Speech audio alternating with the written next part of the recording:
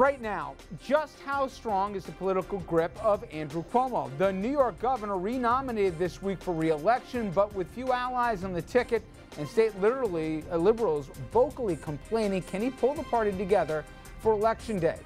And then a tough call when it comes to adoption information. New Jersey, they're about to provide adopted kids information about their birth parents. So the question is, which is more important, the information for the adoptees or the privacy of the parents? And later, bring back our girls. But what do we really know about the terror group behind those horrific kidnappings? We'll talk to an expert who calls Nigeria home.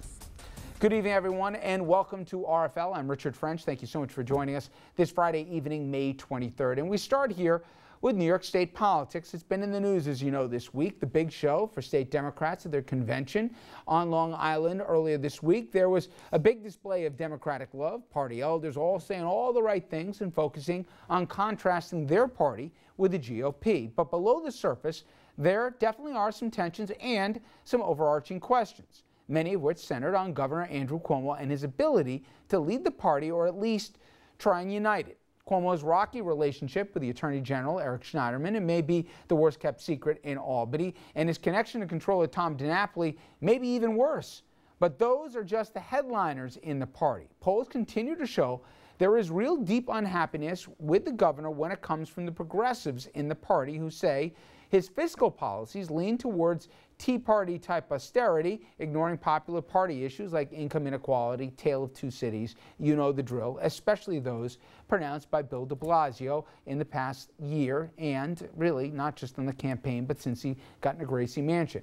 So let's bring in our panel right now to talk about the state of not just New York Democratic politics, but so much more tonight. And we're joined by a woman who was described as a rising Democratic star when she addressed the convention this week, Assemblywoman Shelley Mayer. She represents the great city of Yonkers in our state's capital. She's also joined to her left by Dominic Carter, political journalist and author, and Andrew Whitman, our senior political correspondent. By the way, Dominic, did you find your bag? I found my bag. You found your bag, okay. There was panic here about 10 minutes before air.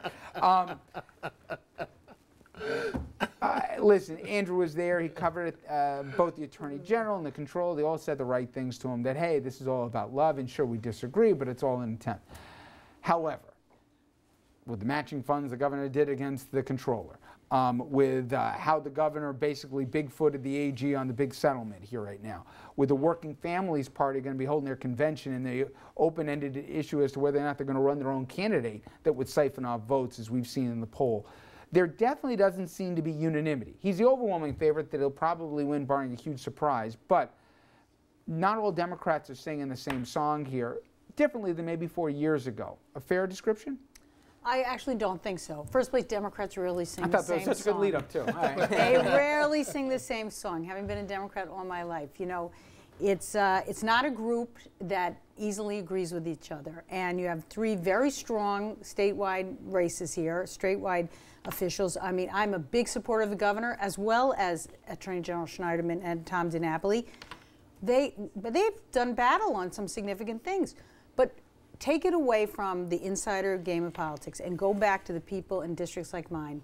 What they appreciate is each of these people get things done for ordinary people and move the policies of New York a step forward and got government working.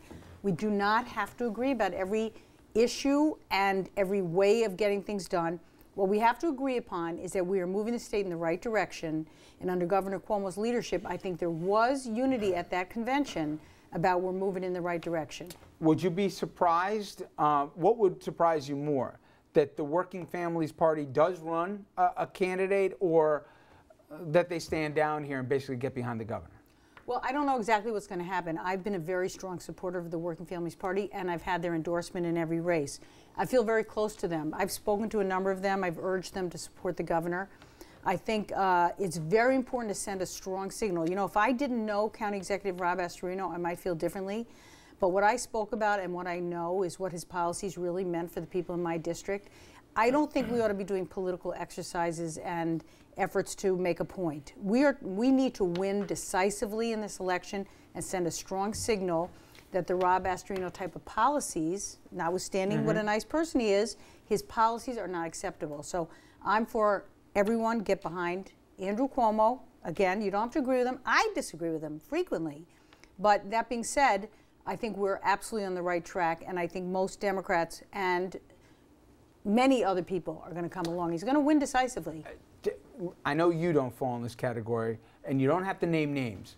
But are some Democrats afraid of him, that if they cross him, even some Republicans, if they cross him here and get behind, whether in writing checks here for the Astorino campaign or publicly campaigning with Rob, or let alone Democrats, carping that the governor, has moved too far to the middle on financial issues, that there'll be payback? Are some people afraid of crossing this governor? Well, I don't know on the political side. I'll tell you about the Albany side. You have to really be prepared to fight make your case on things on which he disagrees with you. I've been involved in legislation. If you do your homework and you can make a case, you can do toe-to-toe with it. I have. But if you're making your argument solely based on politics and you're not making a cogent argument, he's a tough, smart, aggressive politician. But to his credit, he got New York going when people were sort of writing us off. So sometimes you got to be a little tougher than people like. I think people watch, Dominic. Don't you think how the whole de Blasio Cuomo thing went down on pre-K, et cetera? That's why Mr. Cuomo did it. Right, and not only making an example, but also showing he was 2 steps ahead politically. That even at the end of the day, de Blasio, it was a victory, but it got painted by everybody. They didn't get what he wanted, and the governor got his way. Some of these folks, they are afraid. The de Blasio situation was a modern-day lesson in old-school politics. Mr. Cuomo took Mr. de Blasio to school. To answer your question, of course, they're terrified of him. Why do you think the legislature, no offense to the Assemblywoman, because she made some excellent points, but why do you think the legislature basically falls in line behind this governor, but basically stood up to the last governor with every issue that came along? No one in Albany feared David Paterson. In Albany today, you better fear Governor Andrew Cuomo because he plays for keeps. That's the way he is. Andrew, there was a ruling, and it has to do with the map. And before the folks at home reach for the controller, this thing matters here.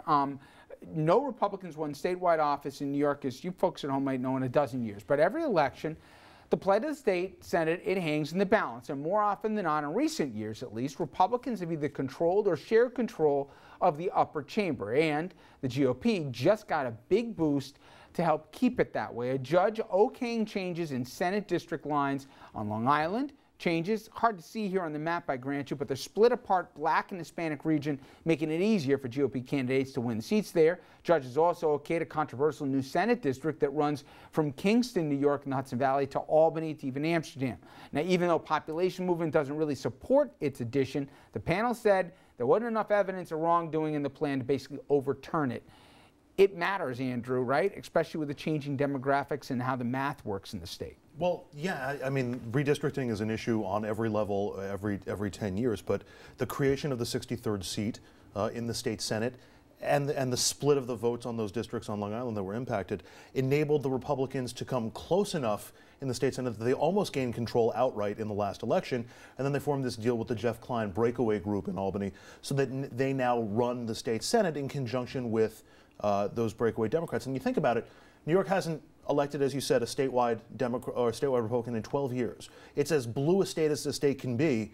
So how do Republicans control the state Senate? Well, this is how they do it, and this is how they've done it in the past few years. Let me jump in. The idea of creating these new maps and the 63rd seat was that they would have overwhelming control. And the fact is they lost in these seats, including that one you mentioned, where they thought it was created for them. Senator Latimer, who shares my district with me, they divided Yonkers in half in an effort to create a seat that they thought would be a Republican seat.